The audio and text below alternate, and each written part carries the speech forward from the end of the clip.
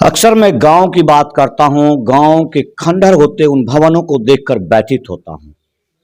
उन तमाम लोगों को जिन लोगों को लगता है कि बात गांव हमारे भारत की आत्मा है, खास करके बिहार, उन लोगों को आज इस बात से आहत होना होगा, महसूस करना होगा कि आखिर इस गांव को बचाया कैसे जाए।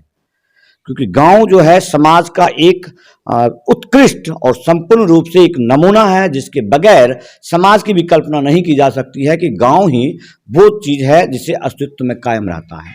ये बात जोर देकर मैं इसलिए बोल रहा हूं कि घटित घटना के आधार पर दिनांक 1 दिसंबर 2022 को मैं एक वीडियो प्रसारण किया था, जिस वीडियो के आधार पर मेरा कहने का तात्पर्य सिर्फ इतना था कि इस प्रकार के घटना का अंजाम हो सकता है, जिसमें प्रशासन और समाज को मैंने आगाज करने का प्रयास किया था।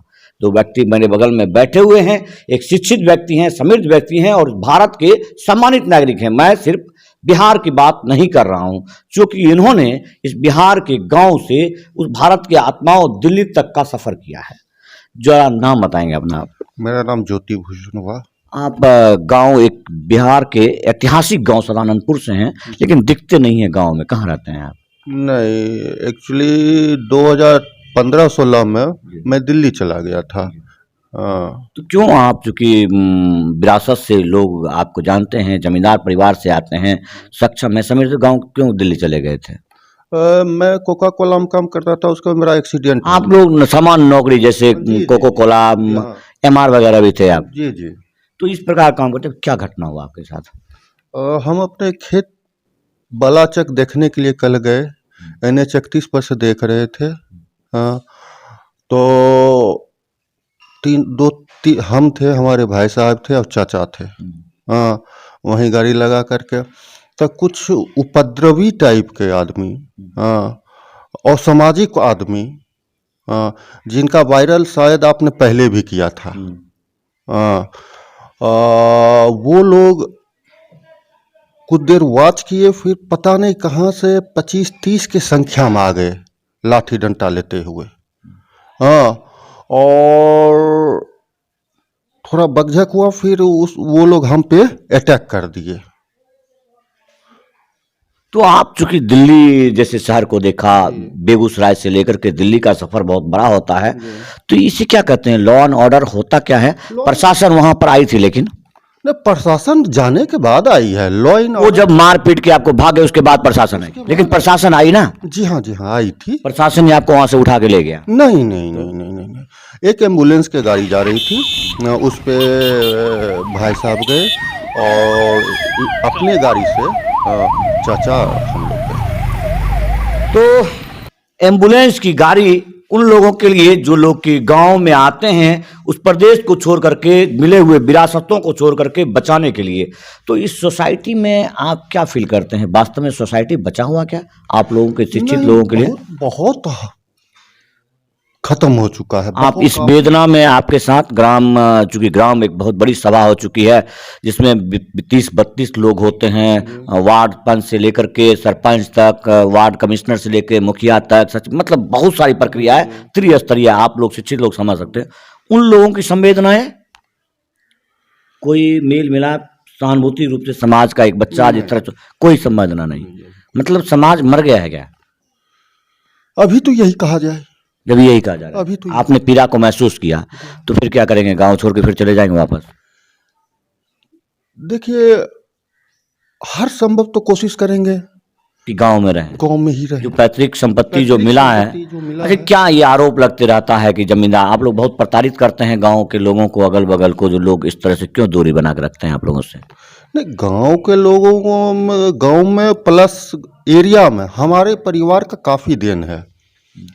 किसी का आज तक उंगली हम हो, हमारे पिताजी, बाबा, परबाबा, किसी को दबाई नहीं। बाबा, आप खास करके, चूंकि आपने सरकारी स्कूल, मैं उसी विद्यालय में, जिस विद्यालय में आप पढ़ते थे, मैं उसी विद्यालय में पढ़ता था, तो मैं जब कभी भी देखा कि हमारी आपकी बात ऐसी कभी हुई नहीं कि हम लोग सामान्य लोग हैं या आप लोग जमींदार फैमिली से आते हैं, तो आम लोगों में ईर्ष्या क्यों लोग व्यथित होते हैं, क्यों जलते हैं? क्या ये टूटे हुए भवनों से उनको कुछ मिलने वाला है? अब वही लोग बता सकते हैं। वही बता सकते हैं, क्या कि हम तो जो भी हैं सबके भैया, चाचा, बाबू करके निकलते बिल्कुल सामान्य लोगों की तरह एकदम एकदम। कोई परहेज नहीं, समाज। छोटा हो उसको भी भैया बाबू करके चलते हैं। और आज चूंकि इस पीड़ा में हाथ टूटा हुआ है आपका, कितने स्टिच आए? सर पे स्टिच है, स्टिच आपको 7-8। आपके बड़े भाई जो कि गांव में उनकी पढ़ाई भी नहीं हुई है, हमेशा से बाहर रहे हैं वो, और अभी वो आए थे आपके साथ थे आप, चूंकि गांव पिताजी का तबीयत खराब था, उनके सर पे 26 टाके पड़े हैं। जी हाँ जी हाँ। तो क्या उन लोगों की क्या टेंशन होता है कि बस माना कुछ ग्रामीण लोगों को भी मारा गया है जो छुड़ाने का प्रयास किए हैं? हाँ, अच्छा, उन आतताइयों में से किसी को चोट लगा क्या? आप लोग जो ग्रामीण लोग आवेशित हुए उनके ऊपर बता रहे थे कुछ ऐसा डंडा उंडा चलाया, लेकिन उनको कुछ नहीं हुआ। वो आपस में कहे कि 25-30 थे, 25-30 संख्या में थे। जी 25 से 30 थे, एक पर 5-6 थे। हाँ, तो उसमें से आपस में किसी को लग गया हो तो अलग की बात है। आप लोग 3 आदमी मात्र थे 25-30 आदमी मारने वाले। जी।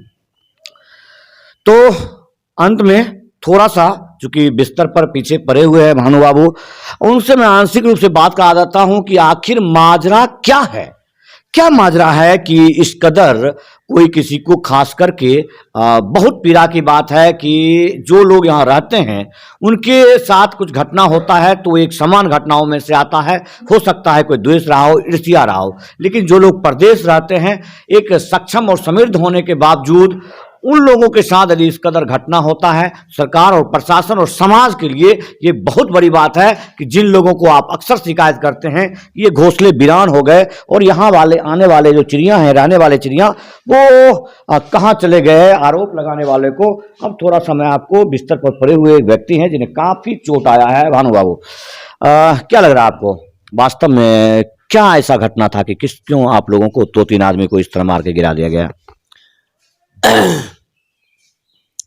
एक राजीव राय हरिपुर का है। हरिपुर का? हरिपुर का। सदानंदपुर से क्या लेना है उसको? सदानपुर में उसकी बहन की शादी है, विडो है, और उसका काम लैंड ब्रोकर का है। ये फर्जी पेपर लगा के बनवा के,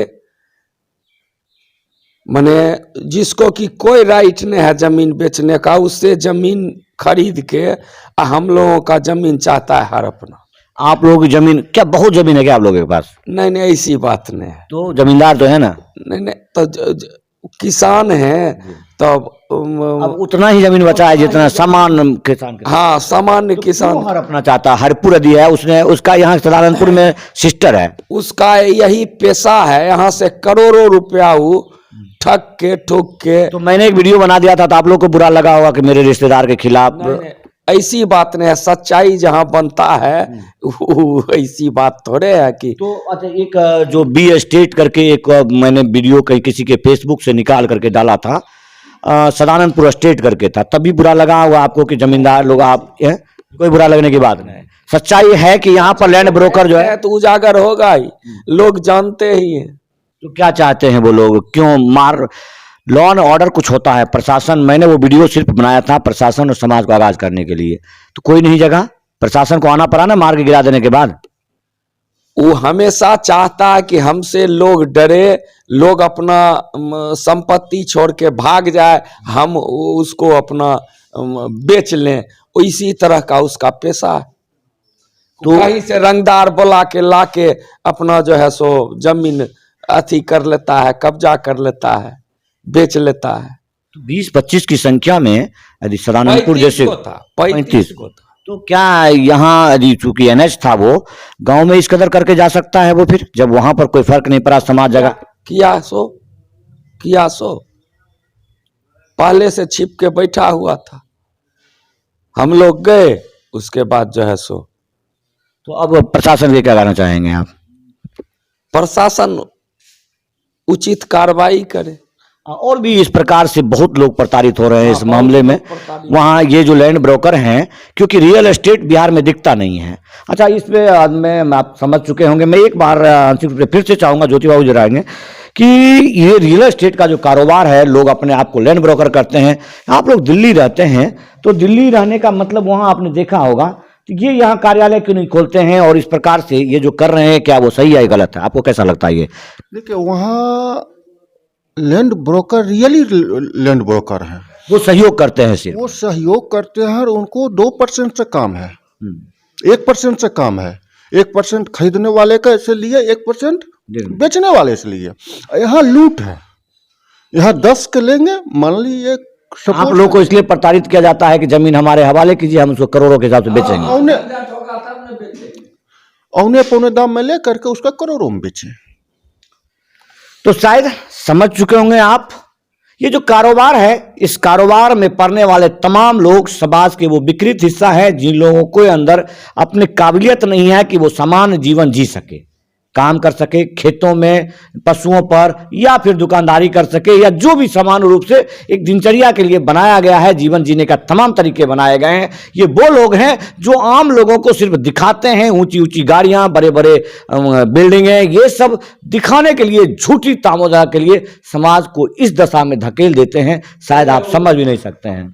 तो इसी के साथ आप और कुछ निवेदन करेंगे समाज से, खास करके कि समाज को आज आपका एक होकर के इसका विरोध करे, एक होकर के विरोध करें, नहीं तो सबके साथ। हमारे पास सपोज करिए 10 बीघे हैं, किसी के पास 2 बीघे हैं, हम लड़ने में थोड़ा सक्षम है, बहुत से आदमी वो भी नहीं है, तो उनका क्या होगा? अब सतीश कुमार को घर में बंद की क्षमता है तो जगिए, नहीं तो बिहार छोड़कर चले जाइए। जय हिंद, वंदे मातरम।